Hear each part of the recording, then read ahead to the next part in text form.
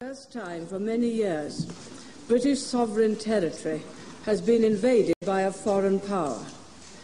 After several days of rising tension in our relations with Argentina, that country's armed forces attacked the Falkland Islands yesterday and established military control of the islands.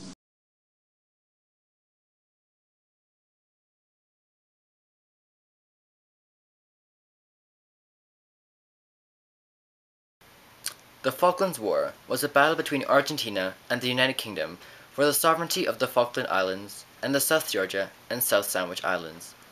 Argentina was undergoing a severe economic crisis at this time, and a large-scale civil unrest against the ruling military junta.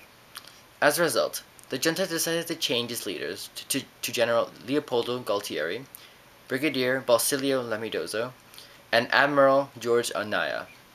It was Admiral Anaya's idea to conquer the Falkland Islands to divert attention away from the economy, and to use the conquest as a way to bring Argentine national pride on them, as many Argentines believed that the island was rightfully theirs, though the majority of the people living on the island were British.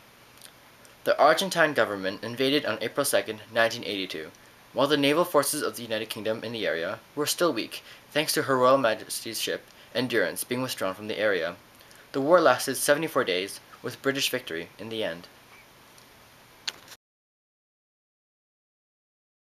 The Battle of Wireless Ridge, which started on June 13, 1982, was one of the last offensives that the British undertook to recapture Stanley, which was the capital of the Falkland Islands. The city was surrounded by 7 hills, all of which had to be taken first before recapturing Stanley.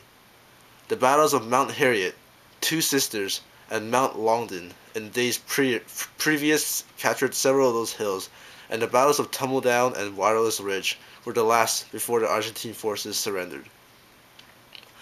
After constant shelling of the target of Rough Diamond Hill, the British 2nd Regiment, the Parachute Regiment, attacked with land support from 4 tanks and 2 artillery regiments, and naval support from the HMS Ambuscade's 114mm Mark 8 naval gun.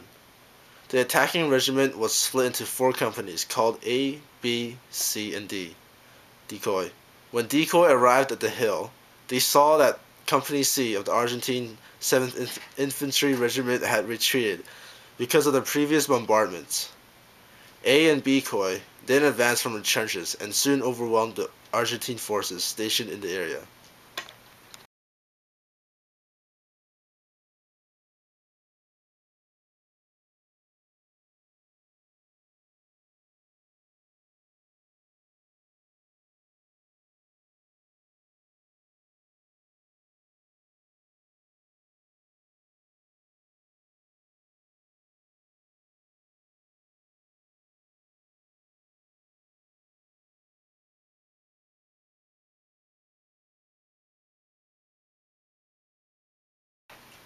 For the final attack, the decoy left the western edge of Wireless Ridge to advance forward and was able to clear out Argentine forces in the area.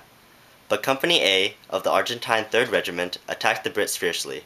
It was a long 2 hours before the Argentines ran out of ammo and retreated.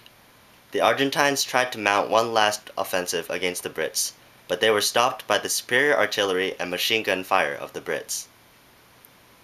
The battle ended with the 2nd Parachute Regiment suffering 3 deaths and 11 injuries, while the Argentines had 25 dead, 125 wounded, and 50 were taken prisoner.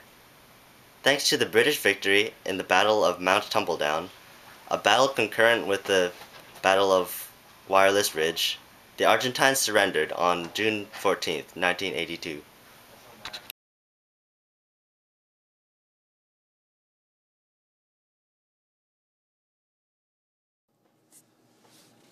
Welcome, Lieutenant Colonel Chandler.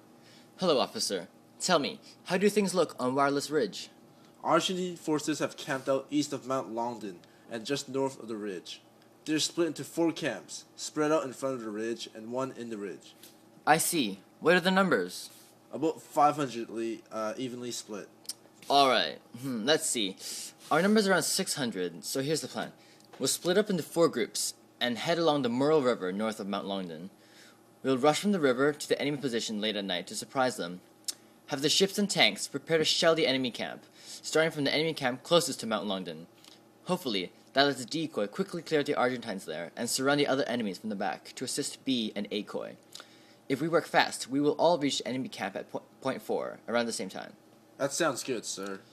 We will attack at the same time as Lieutenant Colonel Michael Scott, who is attacking the enemy forces on Mount Longdon. Our two-pronged attack will ensure that any enemy reinforcements will have to be split up as we have superior numbers in both battles. After our individual battles are won, we will regroup and then head and capture Saffir Hill, the last hill before we capture Stanley. Understood, sir. Let's prepare to move out.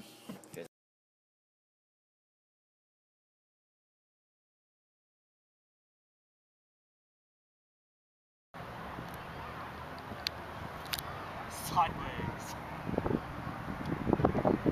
Okay.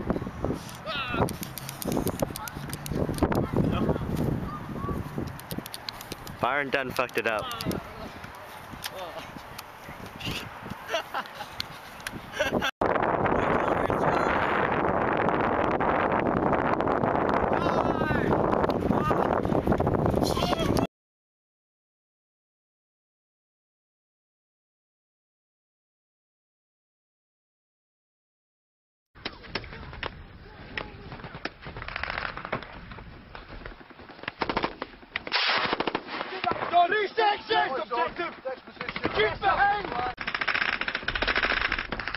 For the British troops on the Falklands, keeping to the plan and maintaining momentum would be the key to their success when fighting at night.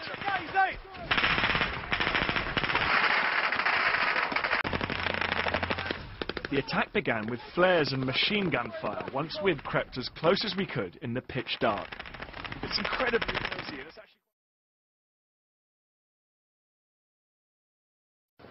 Secretary of State for Defence has just come over to give me some very good news, and I think you'd like to have it at once. The message we've got is that British troops landed on South Georgia this afternoon, shortly after 4 p.m. London time. They have now successfully taken control of Grytviken. At about 6 p.m. London time, the white flag was hoisted in Grytviken beside the Argentine flag. And shortly afterwards, the Argentine forces there surrendered to British forces. The Argentine forces offered only limited resistance to the British troops. Our forces were landed by helicopter and were supported by a number of warships, together with a Royal Fleet auxiliary. During the first phase of this operation, our own helicopters engaged the Argentine submarine Santa Fe off South Georgia. This submarine was detected at first light and was engaged because it posed a threat to our men and to the British warships launching the landing. So far, no British casualties have been reported. At present, we have no information on the Argentine casualty position. The commander of the operation has sent the following message. Be pleased to inform Her Majesty that the White Ensign flies alongside the Union Jack in South Georgia. God save the Queen. What happens next, Mr. Knott? Thank you very much. Just rejoice at that news and congratulate our forces and the Marines. Are we going to declare war on Argentina, Mr. Thatcher?